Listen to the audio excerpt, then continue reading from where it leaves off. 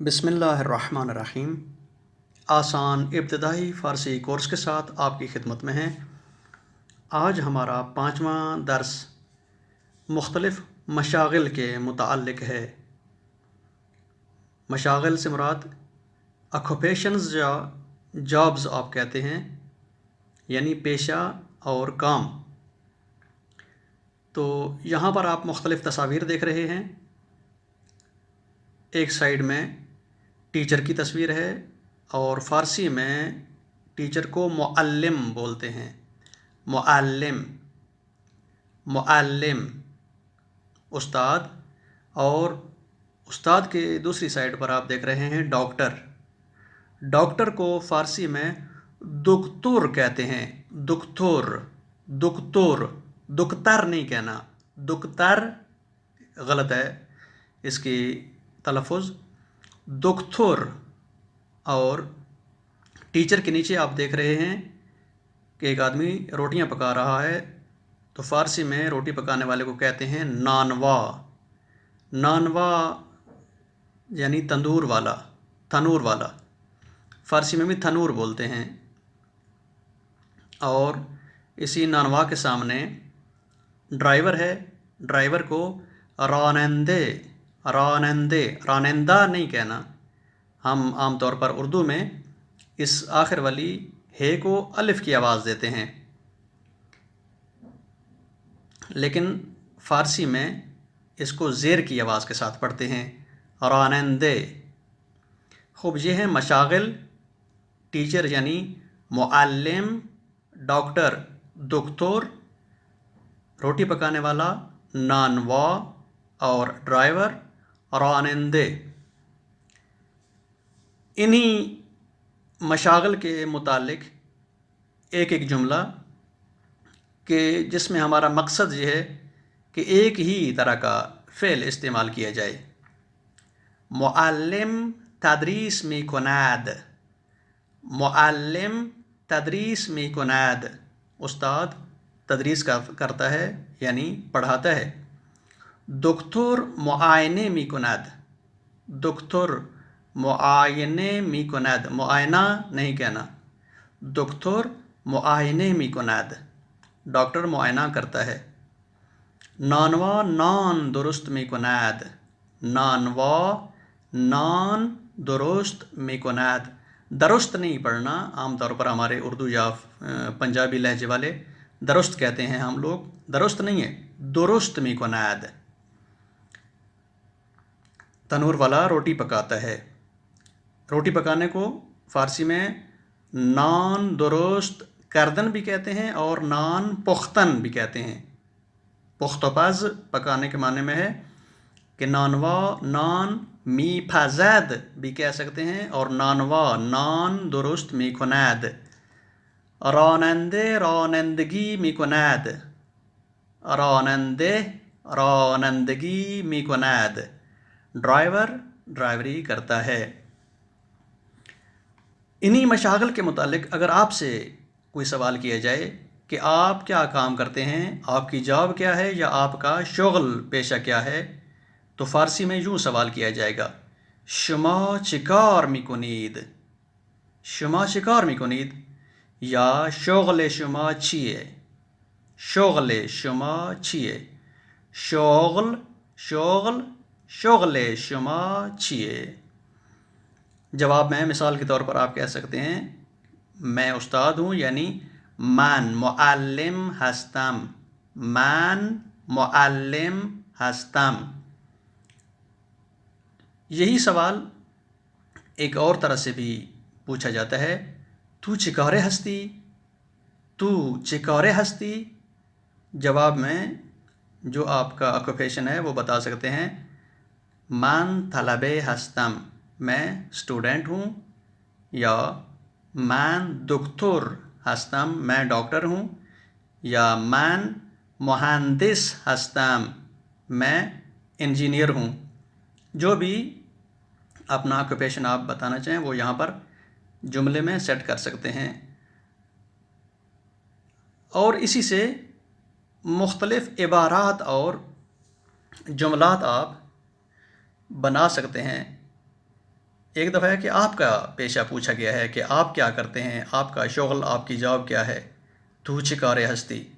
یا کسی اور کا تھرڈ پرسن کا پوچھا جائے تو یوں سوال کیا جائے گا، شغل او چیست یا او چکار است، او چکار میکند. مثال کے طور پر ہم نے کہنا ہے وہ ڈاکٹر ہے تو یوں کہیں گے او دکتور است. او دکتور است. تاکید میں بار بار اس پہ کر رہا ہوں کہ اس کی پروننسیشن دکتر نہیں پڑھنی، دکتور. ذہن میں آپ یہ رکھیں کہ اس تے کے بعد ایک واو ہے ہلکی سی، یعنی پیش کی آواز دینی ہے، دکتور. خوب، اس کے بعد ہم آتے ہیں ایک نئے انداز سوال کی طرف، اور وہ یہ ہے کہ جیسے انگلش میں یس نو کویسچن پوچھا جاتا ہے، یہی سوال فارسی میں آیا کے لفظ سے کیا جاتا ہے. کیا آپ یہ کام کرتے ہیں؟ کیا آپ ڈرائیور ہیں؟ کیا آپ معلم ہیں؟ کیا آپ ڈاکٹر ہیں؟ تو اس کے جواب میں یا آپ مثبت جواب دیں گے یا منفی. تو آیا کے جواب میں فارسی میں بلے یا خیر کہتے ہیں.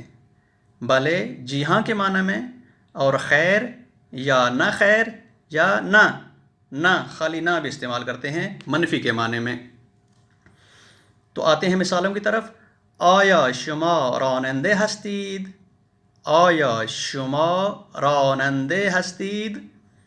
اب اس جملے میں بھی آپ توجہ کیجئے گا اس پوائنٹ کی طرف جو پہلے آپ کو گرامر میں بتایا جا چکا ہے کہ اگر جملے میں سبجیکٹو جو بھی ضمیر استعمال ہوتی ہے اس سبجیکٹو ضمیر کے مطابق جملے کے آخر میں وہ ہمارا ٹو بی ورب آئے گا.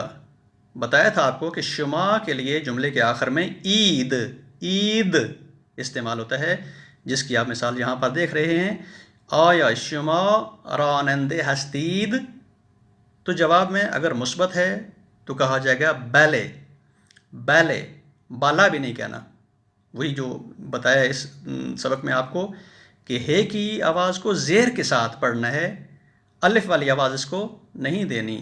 جیسے رانندہ نہیں کہنا، اسی طرح بیلے من رانندے ہستم، یا پھر وہی من کے مطابق آخر میں ام ہوا ہے استعمال ہستم.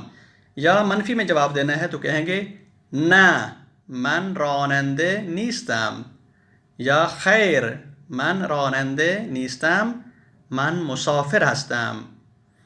آیا او راننده هست؟ آیا او راننده هست؟ کیا وہ ڈرائیور ہے؟ اگر جواب مثبت ہے تو کہا جائے گا بله او راننده هست، یا خیر او راننده نیست. اس سبق میں آپ توجہ کریں تو یہاں پر دو پھر مطلب ہمارے مورد نظر ہیں. ایک تو یہی آخری سوال کا مرحلہ تھا کہ یس نو کویسچن کے لیے فارسی میں آیا استعمال ہوتا ہے، اور اگر ہم مثبت جواب دینا چاہیں تو بالے کہیں گے، منفی جواب دینا چاہیں تو خیر یا نہ کہیں گے، جیسے کہ اس کی مثالیں ابھی گزر چکی ہیں. اور دوسرا نقطہ وہ یہ ہے کہ اس سبق میں ہم نے مشاغل بیان کرنے کے بعد ایک فعل استعمال کیا ہے. ہر آکوپیشن کے لیے ایک فعل استعمال کیا ہے کہ ڈاکٹر معائنہ کرتا ہے، دکتور معائنه میکند، معلم تدریس میکند، یا نانوا نان درست میکند. یہ میکند کو جو ہم فعل استعمال کر رہے ہیں اس کا معنی ہے وہ کرتا ہے، وہ یہ کام کرتا ہے. کام کرنے کو کہتے ہیں کردن، یعنی میکند وہ کرتا ہے، فعل حال ہے، اور اس کا مصدر وہ اصلی ریشہ کہ جس سے یہ فعل بنتا ہے وہ ہے کردن. اور آج ہم آپ کو اس مصدر سے آگے مزید فعل ماضی بنانے کا طریقہ بتاتے ہیں. فعل ماضی مصدر سے بنتا ہے، اور فارسی زبان میں مصدر کے آخر میں تینون یا دال نون آتی ہے. تینون یا دال نون. دال نون کی مثال یہی کردن، کردن آخر میں دال نون آیا ہے، اور تے نون کی مثال جیسے گفتن، کہنا، گفتن. یہ ذہن میں رکھیں کہ انشاءاللہ بعد میں مزید ان افعال کے بارے میں جب ہم گفتگو کریں گے تو مزید وضاحت مناسب موقع اور مقام پر دیتے رہیں گے. فی الحال ہماری گفتگو اسی کردن کے متعلق ہے کہ فارسی میں مصدر کے آخر میں تے نون یا دال نون آتی ہے، اور اس کے آخر سے نون گرانے سے فعل ماضی بنتا ہے. ابھی فعل حال کے متعلق ہم کچھ نہیں کہنا چاہتے، صرف یہ بتانا ہے کہ فعل جو پہلا مصدر سے بنتا ہے وہ ہے فعل ماضی. وہ یوں کہ مصدر کے آخر کی آپ نون گرا دیں تو فعل ماضی کا پہلا لفظ جو بنتا ہے، مثال کے طور پر کردن کے آخر کی نون ہٹا دیں تو بن جائے گا کرد، کرد. مگر یہ کرد کا جو ہم نے ورڈ بنایا ہے یہاں پر، یہ تھرڈ پرسن کے لیے استعمال ہوتا ہے. او کار کرد، اس نے کام کیا. او تھرڈ پرسن واحد کے لیے، سنگولر کے لیے. اور مزید جو او کے علاوہ ہمارے پاس بھی اور بھی سبجیکٹیو پروناؤنز ہیں. او کی جمع ہے ہمارے پاس آنہا. اسی طرح تو، شما، من اور ما. جب ان پروناؤنز کے لیے ہم فعل ماضی استعمال کرنا چاہیں گے تو فعل کے آخر میں انہی پروناؤنز کی مناسب علامات یعنی ٹو بی وربز کا اضافہ کرتے جائیں گے. جیسے کہ پہلے آپ کو 2 دفعہ بتایا جا چکا ہے کہ آنہا کے جملے کے آخر میں اند آتا ہے، تو کے جملے کے آخر میں ای، شما کے جملے کے آخر میں عید، من کے جملے کے آخر میں ام، اور ما کے جملے کے آخر میں ایم آتا ہے. بس اسی طریقہ کار سے ہم اسی فعل ماضی کرد کو دیگر سبجیکٹیو پروناؤنز کے ساتھ استعمال کرتے ہیں. آنہا کردند، آنہا کردند، انہوں نے کام کیا. تو کردی، تو نے کام کیا. شما کردید، آپ نے کام کیا. من کردم، میں نے کام کیا. ما کردیم، ہم نے کام کیا. پس مصدر کے آخر کی نون گرانے سے فعل ماضی کا آپ کے پاس پہلا لفظ جو بنتا ہے وہ ہے تھرڈ پرسن کا. اور اسی تھرڈ پرسن کے لفظ کو اگر دیگر ضمائر کے ساتھ، دوسری پروناؤنز کے ساتھ استعمال کرنا چاہیں تو ہر ضمیر کے مطابق آخر میں ٹو بی ورب یعنی مناسب علامات استعمال کرنی ہیں، جیسے کہ ہم نے یہاں پر کرد کے استعمال میں آپ کو بتا دیں. آنہا کردند، تو کردی، شما کردید، من کردم، ما کردیم. پس اسی ترتیب سے آپ کسی بھی فارسی مصدر کی گردان کر سکتے ہیں. مثال کے طور پر آمدن آنا کے معنی ہے، جیسے خوش آمدید استعمال ہوئے ہمارے گزشتہ دروس میں. آمدن اس کا معنی ہے آنا. آمدن کی نون گرا دیں تو بن جائے گا آمد، یعنی او آمد، وہ آیا. آنہا آمدند، وہ آئے. تو آمدی، تم آئے. شما آمدید، آپ آئے. من آمدم، میں آیا. اور ما آمدیم، ہم آئے.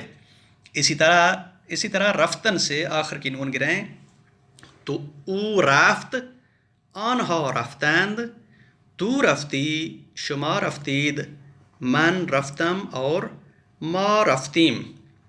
یہ رہے گرامر کے نکات کہ انشاءاللہ اس پر آپ لوگ پریکٹس کریں گے کہ باقی بعد والے آنے والے دروس میں مزید وضاحتیں اور مزید قواعد پیش کیے جائیں گے. والسلام علیکم ورحمۃ اللہ وبرکاتہ.